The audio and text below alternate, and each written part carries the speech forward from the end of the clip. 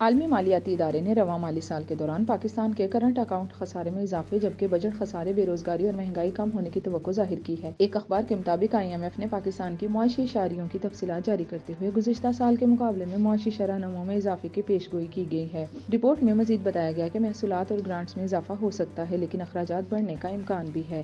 IMF نے report میں بتایا کہ رواں مالی سال پاکستان میں مہنگائی کی اوسط شرح 18.5% رہنے کا امکان ہے۔ گزشتہ مالی سال کے دوران پاکستان میں اوسط مہنگائی 29.4% رہی تھی۔ اسی طرح رواں مالی سال پاکستان میں بے روزگاری کی شرح 8% رہنے کی توقع ظاہر کی گئی ہے۔ یہ شرح گزشتہ مالی سال کے دوران 8.5% رہی تھی۔ IMF کے مطابق رواں مالی سال محصولات اور گرانٹس بڑھ کر GDP کے 12.5% رہ سکتی ہے۔ گزشتہ مالی سال محصولات اور گرانٹس GDP کے 11.5% رہی تھی۔ IMF نے امکان ظاہر کیا کہ رواں مالی سال بجٹ خسارہ کم ہو کر GDP کے 7.6% رہ سکتا ہے۔ یہ گزشتہ مالی سال 7.7% رہا تھا۔ IMF نے بتایا کہ رواں مالی سال کرنٹ اکاؤنٹ خسارہ GDP کے 1.6% تک رہ سکتا ہے۔ گزشتہ مالی سال پاکستان کا کرنٹ اکاؤنٹ خسارہ GDP کے 0.7% تھا۔